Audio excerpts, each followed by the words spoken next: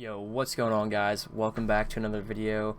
We're here on MX Bikes again today. Just gonna do a Houston recap, my thoughts, how I thought the day went, my predictions for all the future rounds. We're riding on the Smartop Bullfrog Honda. I'll put the link to the mod in the description. This mod's sweet, probably honestly my favorite Honda mod on the game. As far as the Red Bull and the kit and everything, I just downloaded those so quick. I don't know. I don't think I could find the same one. But yeah, the Smartop one I can definitely link. But you guys probably noticed by now I got a webcam. So it's the Logitech C920. It's the one right below the Brio. I was gonna get the Brio, but I was like, I don't know. I just couldn't justify getting $200 for having a little webcam in the corner of my screen. If I was doing like conferences, you know, for work, or just my entire screen was my camera, then I definitely want quality, because it gets a little fuzzy whenever it's my entire screen. But like for the most part down there, it looks just as good as a Brio. So, but that's why I just want to get that out of the way, and I'll see you guys on the track. Alright guys, real quick before we get to the track, I just do want to say, or we start riding the track, I guess. This track is awesome. I'll put the link to the mod to this track in the description too. Whoever made this track, I don't know if it's G-Dub or if that's just like the Tough Blocks, I don't know. But whoever made this track did a phenomenal job. The textures, just the graphics in general, the atmosphere, the layout of it is just a perfect mix for beginner and advanced. Obviously, I'm kind of more of a beginner. I know how to control the bike. I can hit smooth sections, but I find it hard staying up sometimes. So it's just a perfect mix, and I think it's awesome. I love this track. I love Supercross tracks, although they're very hard and difficult to ride as a beginner. I do enjoy them. So yeah, let's just jump right into it, guys. We're gonna start off with the 250s, and I have a little list here. Let me look as I hit this. I don't pack it. So yeah, the first point I have is Christian Craig. Man, he came out all business, right? Craig came out. He was the fastest qualifier. He won his heat, went right to the main. All business. Man came out swinging. I'm so happy for him. He's 29, I think he is, and you know everyone was bashing Craig for his age. And yeah, I mean that's 29's a little old to me in the 250s, but at the end of the day, like, are you out there riding? No, you're not. So like, if anything, you should be congratulating him having a factory ride at 29.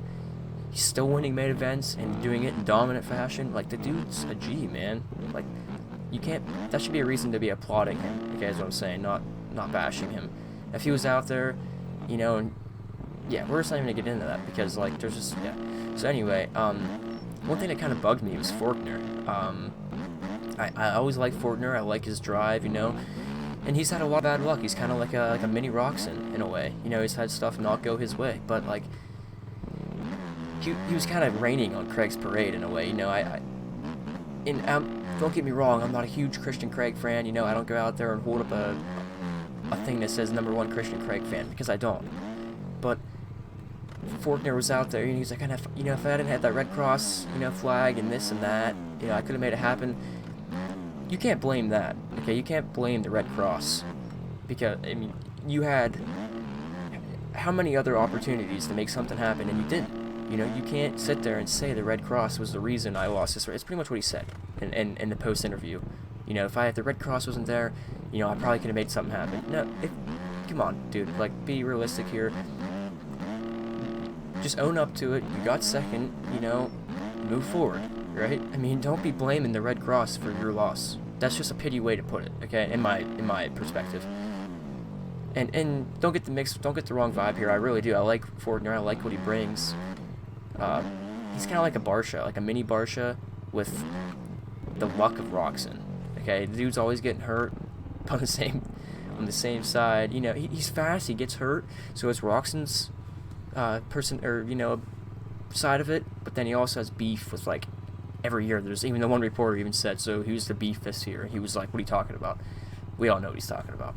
But anyway, so yeah, moving to the last one, who do I think are gonna be the front runners in 250? If Lawrence can quit getting on the ground, quit falling on the ground, I think Jet Lawrence has a fantastic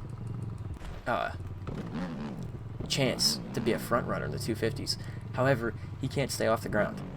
He rode all race, solid, I think 3rd or 4th he was running, and he went down the last lap. And this isn't the first time we've seen Lawrence do it. Remember, he He went down against Fernandez. Of course, you know, that wasn't really... He was going for it. I shouldn't use that as an example because, like, you know, he was just going for it right there. But then there was another one, I can't remember. He went down the last lap. I don't know if it was outdoors or what it was, but you can actually double this right here too. But I always pack it, so I'm just trying to keep it nice and clean. But as I went for the triple, even though I knew I was going to back it. Anyway, so yeah. So Lawrence, if he can keep it off the ground, I can see Lawrence being a front runner. If he can't, you know, but this is his second year, so I mean, he's still 17 years old. I mean, it's going to take time, you know, but Christian Craig, a veteran, knows what he needs to do. He has a mission. I think Craig and Faulkner are going to be battling it out to the end. I really do. I think you might see, I think Harrison it is. I think you might see Harrison in there, getting a few wins maybe. Or Hampshire. It's one of the two. I think Hampshire, actually. But I think it's going to be Faulkner and Craig for the title. So moving on to the 450s, real quick, let's just talk about the Barsha hype video real quick. You know, Gas came out and made that Barsha wins Anaheim 1 on Red Bull Gas KTM, and I thought that was awesome, man. Seriously, I did. I thought that was so cool how they came up with that. I know how many, like, I saw that and I like pulled out my phone and I was like, oh my gosh, I missed the first round of Supercross. Like, how could I do this? So, and then I looked up and it was like, it doesn't start until this Saturday in Houston, and I was like, what? Am I looking at, like, is this like a different year schedule? Even though I knew they always start, you know, they started in Anaheim, so I was like, oh man, it's like something's happening. Like, I don't know, I was just all out of that just really tripped me out. I think that was their goal too in a way, but that was sweet. What else do we have here? Yeah, and in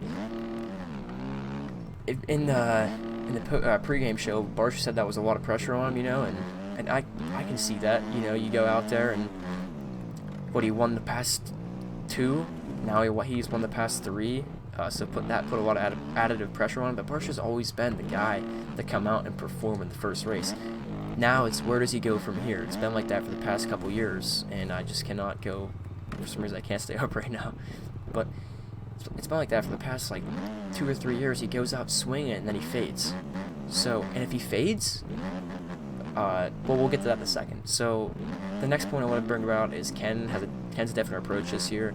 They said in the pregame show how Ken's just kind of like has a laid-back approach, and I think that is going to help him so much. Year in and year out, Ken is, you know, I've seen videos how hard he's training and, you know, what he's went through and everything, and for him to take a laid-back approach after that year off, I think he's gonna excel. Like, I think Ken's gonna be up the top. And we all seen it. Ken was visibly faster than Roxon. It's just went into that in a wheelie. Couldn't do anything there. You gonna get out because my bike wants to go around the track for me.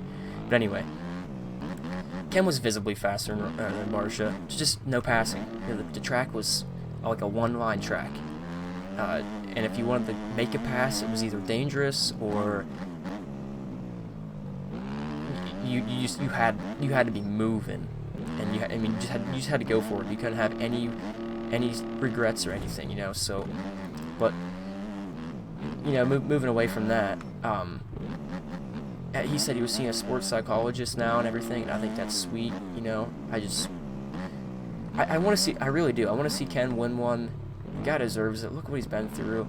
I mean, I'm all aboard the Ken train, man. But yeah. See what else we got here. As long as I don't focus. Whenever I focus too much on one thing, like talking, I just like lose all focus. But anyway, so yeah, we're just going to the quick brief subject of Tomac. I don't know how this video feels like. It's gonna be kind of long. I don't want it to be too long. So Tomac starts. Last year Tomac won the championship and his starts were all like right there. You know, we didn't last year. We didn't really see. Dude, I can't hit a section without wrecking. But we last year we got that. We didn't see the typical Tomac. We saw the Tomac. You know, he came out and was all, you know, you could tell he just wanted it, you know. This year, it's kind of like we're seeing that old Tomac. He started like 14th, I think. Went down, went for a pass on Vince Freezy, went down, and then he had another mishap with Freezy. I think Freezy ran into the back of him or something. I don't know, I didn't catch that one too much, but so I don't know if Tomac is just like he came out swinging last year, you know, and now since he's won one, it's just kind of like, all right, like we got it, it's cool off now, you know. I'm not gonna be the guy that has the most wins with no championship, you know. So I don't know, but I just wanted to make a point to that like last year Tomac was all business coming out, you know. His starts were there last year, you know. Maybe some of them were like 4th and 5th starts, but they weren't nothing wild like we've seen in the past where he's just like buried in the pack. So yeah, I just want to get that addressed.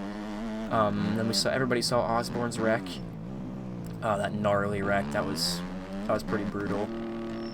He passed on that back section there,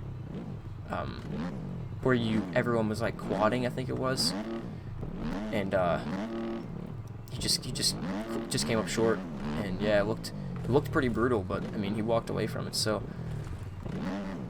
holy smokes, can I quit? I just want to stay on the line. I need to quit talking, but I can't. Okay. But yeah, anyway, so moving on to my 450 picks. And I just want to start off by saying this class this year is just ridiculously stacked. And they say this every year, but this class is 100% the most stacked class in Supercross I have ever seen. But somebody's got to win it, so I'm going to say it's definitely not going to be me, first off, because I can't hit a section, but to save my life at all. I'm doing awful. I even came in, put some warm-up laps in, and I was like feeling it. I was doing good, had a few laps with no wrecks, and now I can't even do a section without a wreck. But anyway, so I think your 3 main contenders are going to be Osborne, Roxon, and Barsha. But I'm kind of on the fence because, like I said, we don't know about Barsha until the following weeks. You know, he's kind of just slipped up in the past 2 years after that aggressive start. He came out swinging. You know, he's all like, this year's my year. He comes out, he wins. Everyone's like, oh, is this the year Bam Bam returns to Bam Bam? And then he just fades. So I'm gonna make a bold statement. I'm gonna say Bam Bam, Roxon, and Osborne. And then for in the hunt, you know, like my wild card picks, I guess I'm gonna say Webb, because you know Webb's gonna always be there. You know, he's gonna have days where he comes out and dominates, and he's gonna have days where you're like, where's Webb? Oh, he's 8th. Like, so you know, if Webb can get it dialed, I think Webb has a legitimate chance too. And then of course you just can't roll out Tomac. It's like rolling out the modern day Tom Brady. You know what I mean? Like, one day he shows up and it's like he comes from 15th to 1st in like 8 laps, and then the next day he shows up and it's like, who's right?